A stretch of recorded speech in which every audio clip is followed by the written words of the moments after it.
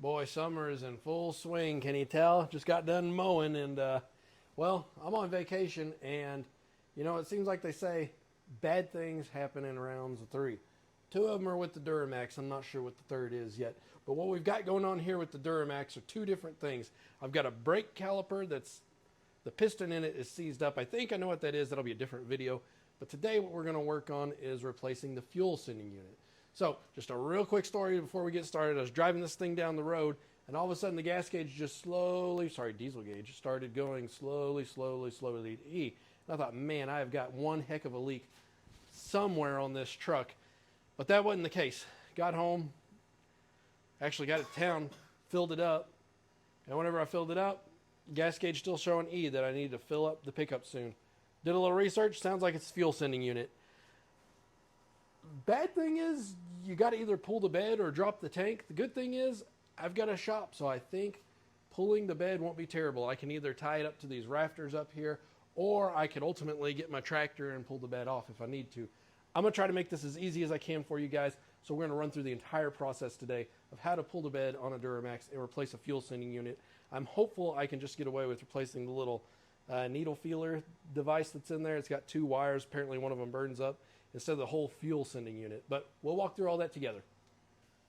Our first step in this process is going to be to pop the tailgate down, and we need to remove both taillight covers. On both sides, I don't know if you guys can see way over here, it's two Phillips screws. And I'm just going to take them off. That'll allow me to remove the headlight housings. I'll bring you guys in closer for this passenger one. And we'll take the bulbs out of the socket, and we'll take the housing and screws and set it off somewhere else where we won't lose it. This part, really easy. So you can see everything just turns, comes right out. We'll do the other one together over there just in case you're not confident in how to do that. Just as I did on the other side, screw. Take those out. And I'll leave a link to some of the items I'm going to use here, including the fuel sending unit device itself. This right here is my favorite screwdriver that I probably own. It comes with several different bits. It's the same as a Snap-on. It's a Williams, and it ratchets, so it makes taking things off a breeze. So two screws out, whole headlight housing comes out. Then you just turn things like you're taking off a bottle cap to the left. About a quarter turn, all of these lights come out, you got a housing. So take this stuff, set it somewhere where you know you won't lose it. Now if memory serves me, we can just put this tailgate back up.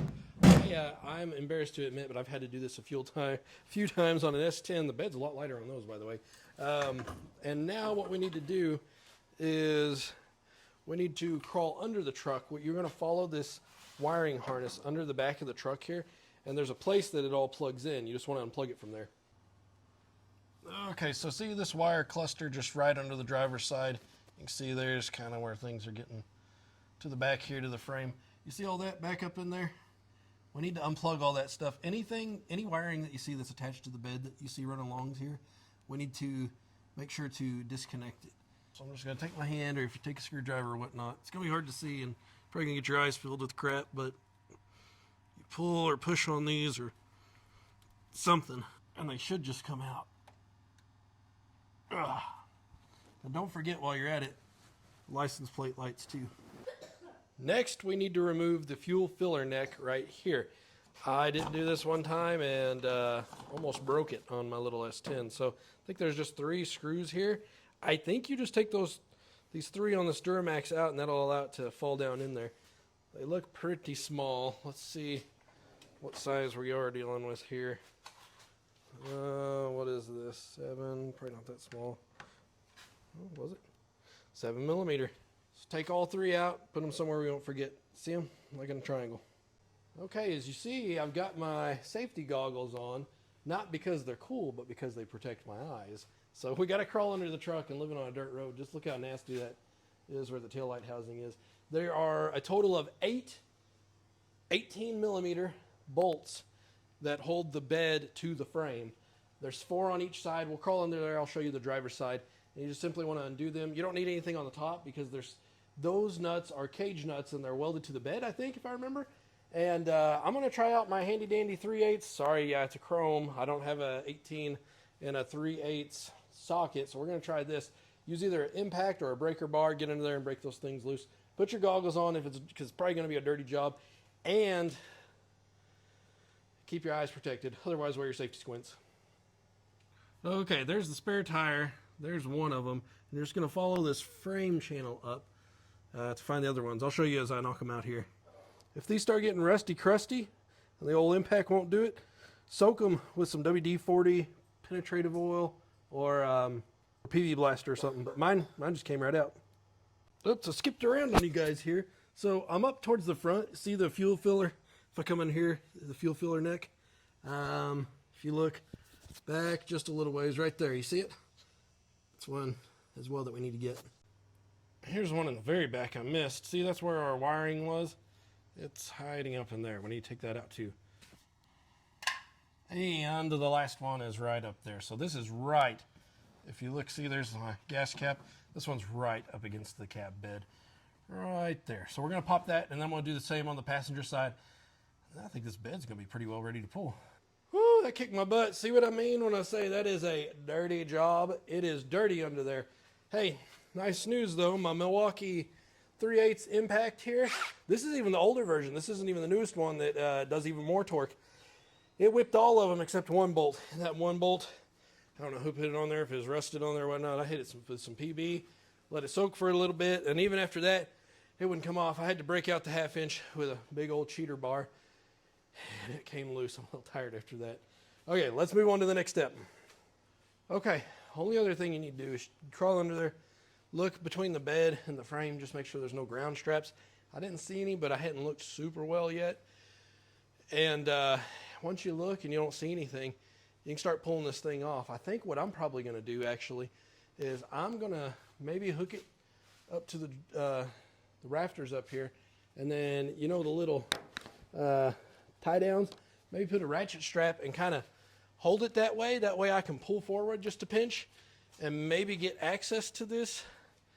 I don't know. I may need to lift it up higher. I'm going to figure this out, and then I'll come back and talk to you. I'm definitely not winning any awards for OSHA safety approved, but I got it up in the air. I'll probably put something under there to keep me safe. At this point, I could drive the truck out from here or just leave it where it is. I'll show you what I got. See? Look at there, redneck ingenuity. I've got all these tied up, all 4 corners, and just hit one corner for a little while until it felt like it was getting tight and hard. Hit the other corner and just all the way through. Now I've got a solid foot under there that I can start working on this if I want to.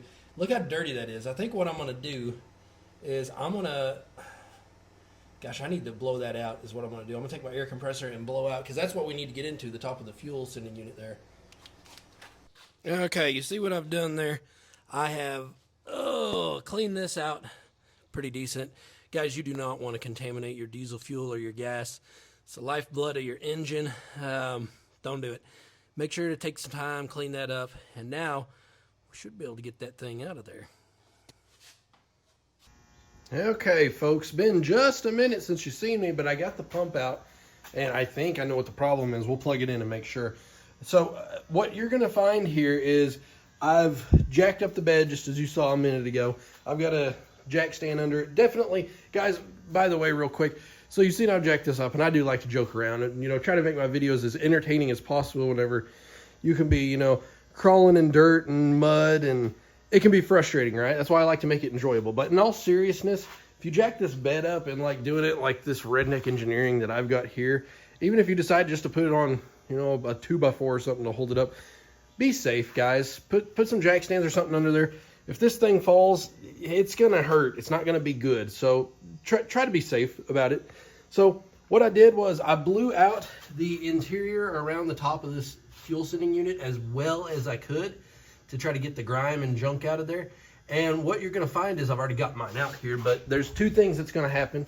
I took a hammer and just a short drift here, and this is the retaining ring on top of this. You're gonna see those little grooves, those lips there. This sits down on there, twisted on. So what you need to do is you need to twist it off. Mine had a little retaining locking tab. You see that black plastic piece there? I had to push that out of the way of one of these grooves and got that done. And then there's 2 fuel lines and a electrical connection on top. You just pop the electrical connector off. The 2 fuel lines, I actually, believe it or not, I didn't have fuel disconnecting tools. So shout out to my dad for loaning these to me. He's got everything. It doesn't matter what it is. I can shoot him a text. He's got it. So he lent me. I used, I think, the 5/8 and the 3/8 for the 2 fuel lines, and that did the trick. So what I did after that is unplugged everything, got that off, pulled it up and out, and what you're going to find is it's over here. I'm going to show you the things to look for, because I think I may have lucked out, and we'll test it out here. So these things, the way the Duramax works is this is not a fuel pump. Like you see on a gas engine, the fuel pump will actually live, I think, down in here. This is not the case with the diesel. How the diesel works is it has a CP3 or CP4 pump, and it pumps the fuel from the engine rather than the pump sitting in the tank. So if you can salvage this thing, that, in my opinion, is a bit more ideal. If you have to buy a brand new unit, I'm going to leave a link to one below. They're insane expensive if you buy them from your local hardware store, or they're insanely expensive if you buy them from your local automotive store. I can get you one on Amazon for about $100. It's a good unit. But if you don't even want to spend that much, what you're going to look for is specific to the LB7, the LLY, and maybe even the LBZ. What you can look for is the fuel level unit, which is this thing right here, that guy. So where your electrical pigtail runs down, you got 2 wires, right? And what you're going to look for is right here. Usually one of those 2 terminals will be burnt up or maybe corroded, a little bit like mine are. So if you see something that looks burnt up or corroded, it might be justifiable to either replace the whole unit or the level itself. Or what can happen too is this whole thing right here, this module, see those little, it has little feeler gauges on it, and there's the gauge itself. And what happens and how this works is it's supposed to have a float on it like this, and if it's all the way down like this thing floats, there's no fuel in it, then it reads empty. As you fill up, this thing floats and registers that there's fuel in it. So you're gonna see as this thing goes up, look over there. See, it changes position based on that feeler over there. I actually reached down in there, and believe it or not, my float had just come off. So I put the float back on. I'm gonna plug it into the electrical to do some testing before I drop it back in the tank. I think I may have got lucky and may not even have to buy a unit, guys. I just put this float back on here. I might try to get creative and see if I can zip tie it or something so it won't come off. But yeah, that seemed like all it was. So with that being the case, I think I'm gonna try to plug this thing in with the float attached again and see if I get a register of any fuel or anything. If not, I'll just buy a whole new unit and let the truck. That's the nice thing too about having a few vehicles. If you guys can manage it, don't buy a part right away like this. Try to pull it first. I'm trying to save you some money here, even though I'd love for you to buy from my affiliate links.